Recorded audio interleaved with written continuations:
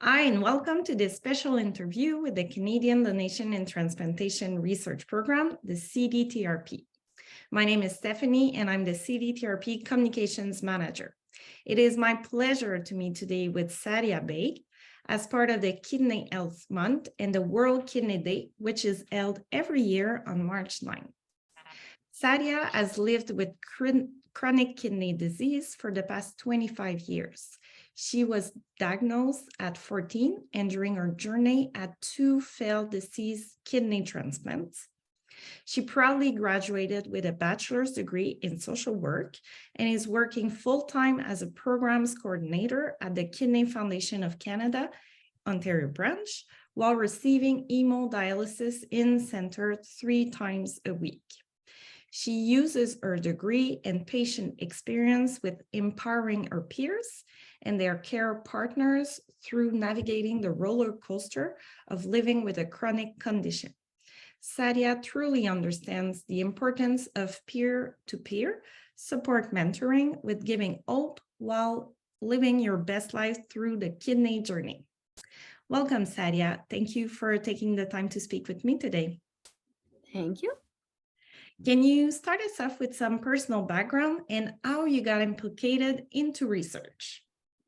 For sure. Thank you for having me, Stephanie. I really appreciate it. And to the CDTRP. So, growing up, I was always interested in learning more about how certain aspects of your kidneys work, especially with someone who has had lived with 2 failed transplants.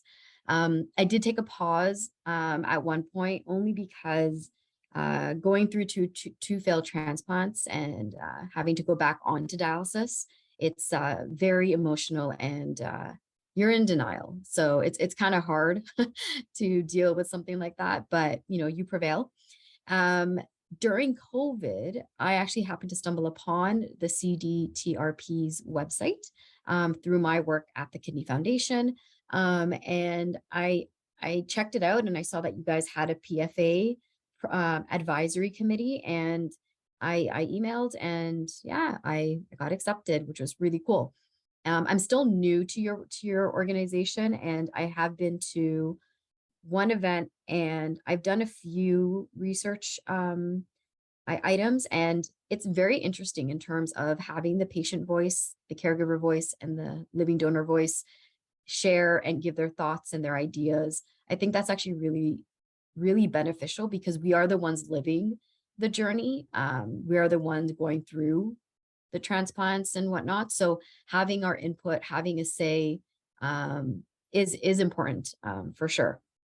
And with someone like myself, with the 2 failed transplants and having 100% antibodies, that basically means that I will have to wait 15 to 20 years on the deceased donor list. And with my blood type, it's even more difficult to find a transplant. And I know there's new and upcoming tests and research and whatnot to help support this narrative, but like it's going to take time. So yeah, so it all depends, but having organizations like you guys out there to have the tools and whatnot to bring more insight into transplant and the different ebbs and flows of how it works, it's very, very important. And I always recommend anyone to do your research, like your own research, but do it with credible websites like you guys. So you're on the right track, if anything. Thank you, Sadia. Why do you think raising awareness on chronic kidney disease and kidney transplantation, as well as promoting research, is important for the renal community and transplant community at large? Mhm. So a lot of people don't really know how many kidneys they actually have. Funny enough, I had one person who actually told me he had 10 kidneys. And I was very confused because where would they go? So it just shows the basic education and knowledge out there. It's not there. People don't realize that you're born with 2 kidneys or 1 or none. And that, the fact that you are born with 2 means you can obviously like donate 1 and still live a very healthy and active life with just the 1 left. So, I know for us at the Kidney Foundation, our whole scope is awareness, education, all that stuff, because that's really important. So we do those kinds of talks and stuff like that. And spreading that awareness, it makes people think twice that, you know, they're healthy, they're able to not watch what they drink, not have a limit of what they eat due to their kidneys. And I feel like people forget that there's patients like us out there, because a lot of us don't look like patients. We look very healthy and regular looking, whatever that may look like. And yeah, I know one thing that I always tell people is that because I don't pee, and that's another fact that people don't realize, that a lot of kidney patients on dialysis don't urinate, that it's great, because then I don't have to, when I go to the movies or when I go for long trips or even in the airplane, I don't have to go to the bathroom and I don't have to go for a lineup. That's a benefit. I look at it that way. I make a joke about it, but realistically, you know, in the summertime, I'm so thirsty, but I can't drink. And you know, some people can't eat certain things because their levels will just drastically go up. And so having a transplant, it has a lot of benefits to it. But then, you know, there's drawbacks as well, because transplant's not a cure as well, also. But spreading just the general awareness of chronic kidney disease, of transplantation, and promoting that, having research a part of that, so we can find new innovative technologies to make transplant better, to make it last longer, to have easier ways of doing dialysis, so that it's more, it is like right now, dialysis is pretty amazing, but let's, you know, the bionic, people keep talking about that. So having more innovative research and supporting that narrative and supporting those young minds that have that, you know, that knowledge, that education, what's the word? They have that, the passion for it. Like, we should be supporting that, which is really great. This is what you guys do. And so it's very important. You'll just have to come together and talk about it again, outside of March as well. But just on a regular basis. Like, the more power you know, the more information you know, the better, you know, you feel. So yes. Yeah, definitely. So spread the word, talk about it. This is important. Yeah. With the pandemic going on for almost 3 years now, this is crazy. We have seen a lot of distress in the transplantation community, especially in immunocompromised people, hence the importance of time and resources to mental health research in this community. How do you think your social worker background can help when supporting transplant patients in their families? Yeah.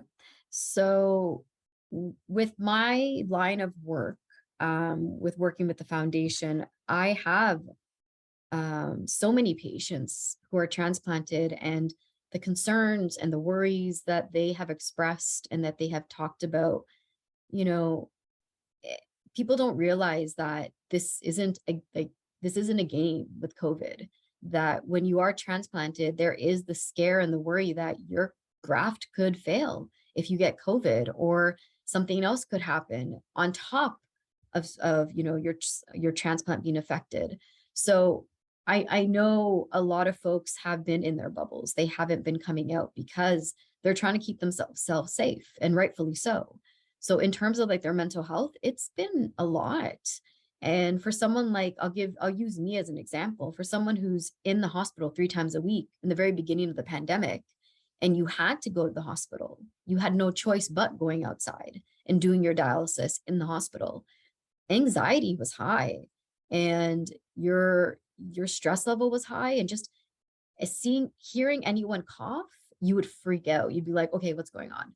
Because you never know if they had COVID or not. So I know for me personally, like I used to love going outside. I'm a very social person.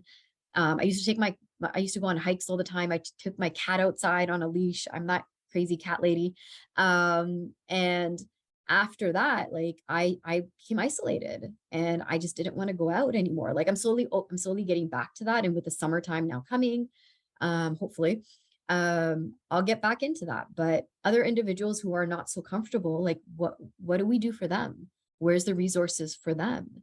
You know, and in terms of the transplant patients and their loved ones, we just have to be more mindful when speaking to patients, especially, if their transplant isn't going as smooth and stuff like that.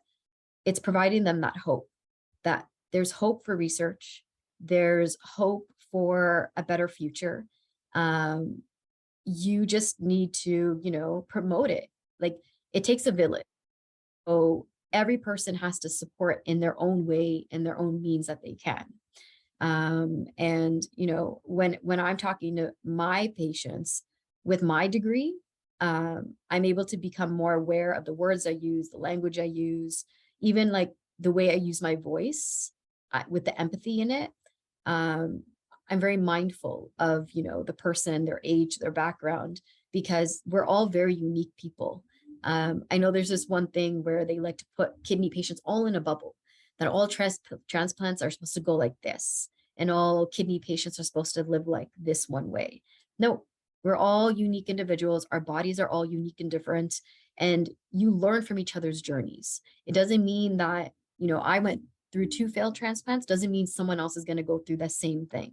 It's not to scare people, it's to let them know the reality that, this journey is a roller coaster, and connecting with your peers and talking to your peers about it and learning, so that, hey, if you do go through it, hey, I spoke to Sadia.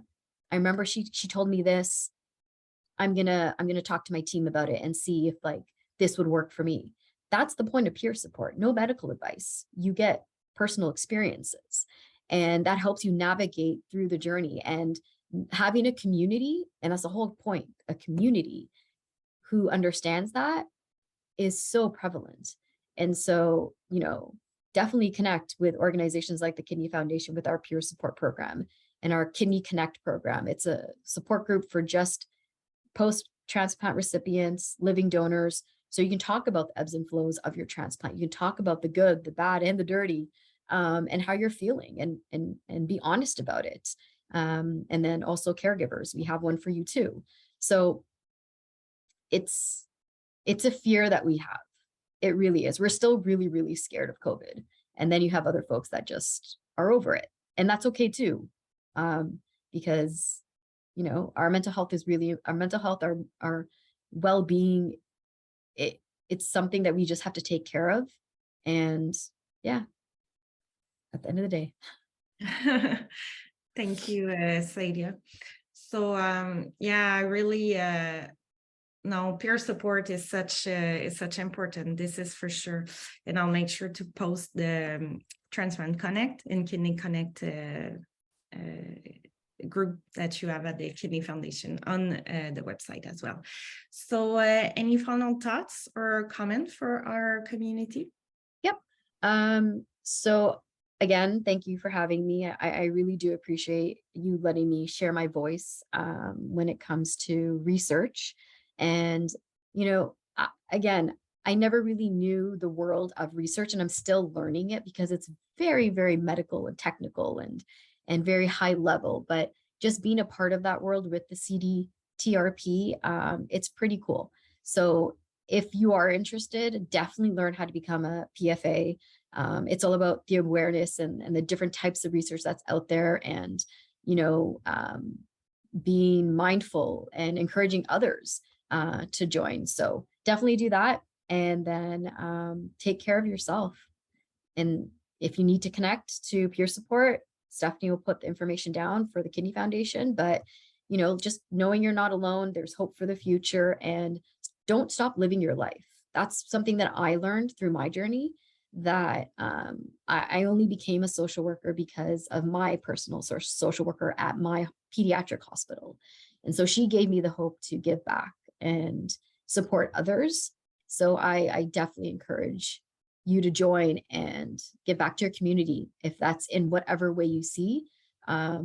We're all here together to support one another. Thank you so much, Sadia, for your precious time. Please make sure to subscribe to our YouTube channel to not miss any special features like this one. You can also visit our website at cdtrp.ca to learn more on the Canadian Donation and Transplantation Research Program. Thank you very much. Thank you.